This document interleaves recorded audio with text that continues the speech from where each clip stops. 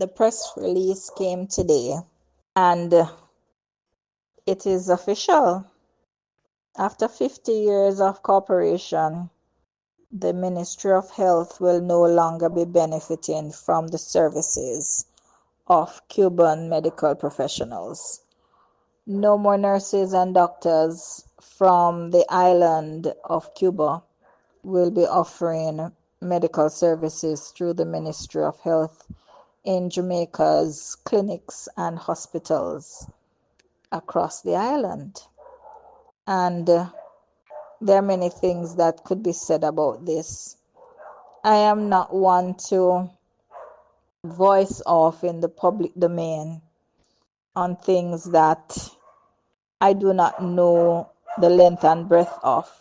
But what I do know and I've experienced firsthand is the impact that these medical professionals have had across our island. It's been 50 years of cooperation, 50 years of exchange, and in one sweeping motion, one movement of a pen or a stroke of a pen, that season is over.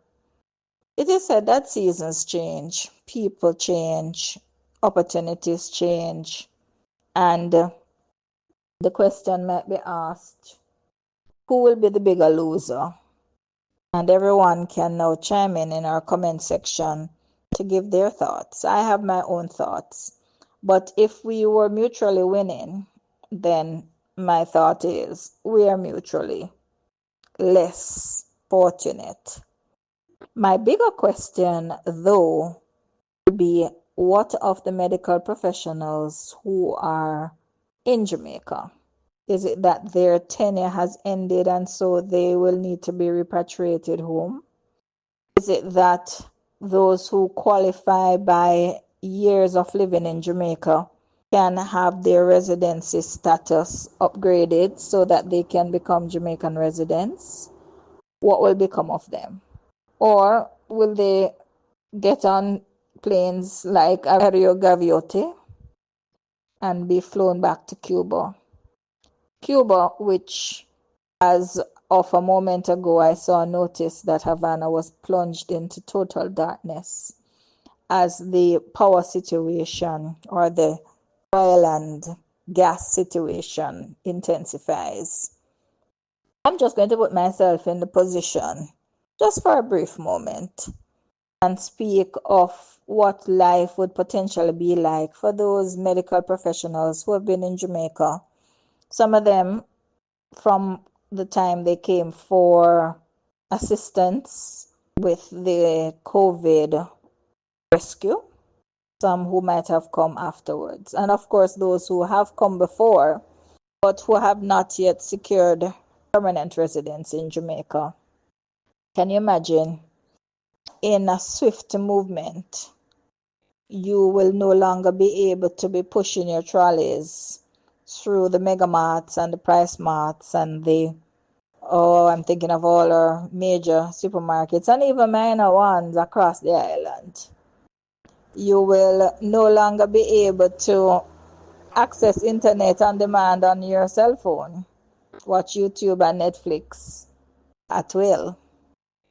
You will no longer be able to step into your car because a lot of our Cuban doctors, by virtue of the opportunities that they would have received here in Jamaica, are now proud owners of motor vehicles, which if they are being asked to return home will have to do a quick sale.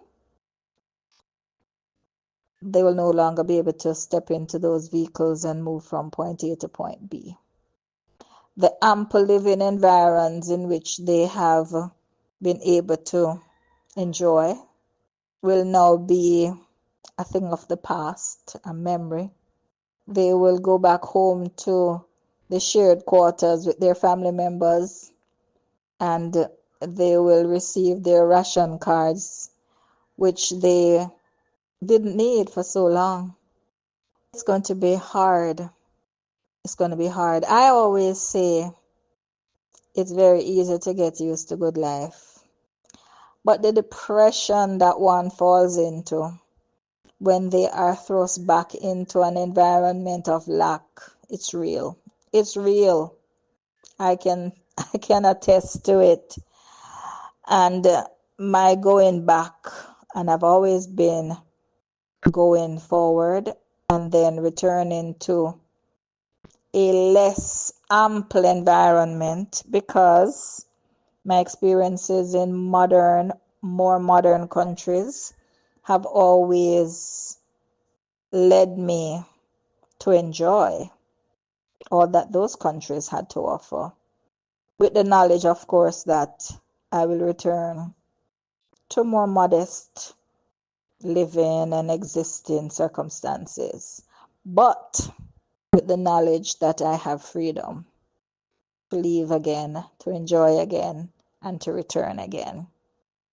So it is quite a bit of concern for me as to the state of mind that will engulf these medical practitioners as they are faced with returning home. And home is home. I'm not saying they might not want to go home. I'm saying that in this very trying time, at this stage in their lives, after acclimating, my Spanish is wreaking havoc. Maybe I should have done this in Spanish. Who knows?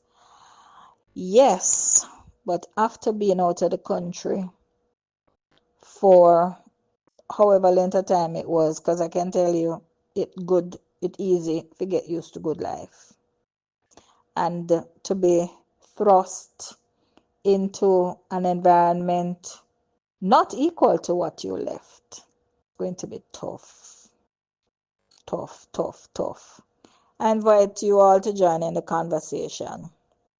How will life look like? What will life look like? What are the coping mechanisms in place? Because I do care. They cared for us. They cared for us, and we shall care for them.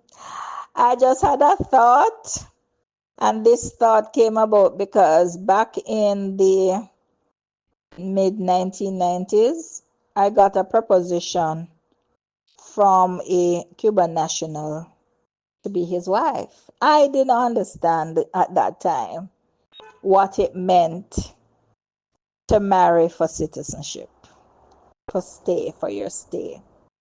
And so here I am thinking that might be, let's put it this way. Will we see a sudden surge of Cubans getting married to Jamaicans to maintain their residence in Jamaica? Yes, that's a question. Let's see what the answers will look like in the comment section.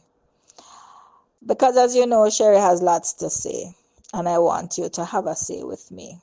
But until then, ciao for now.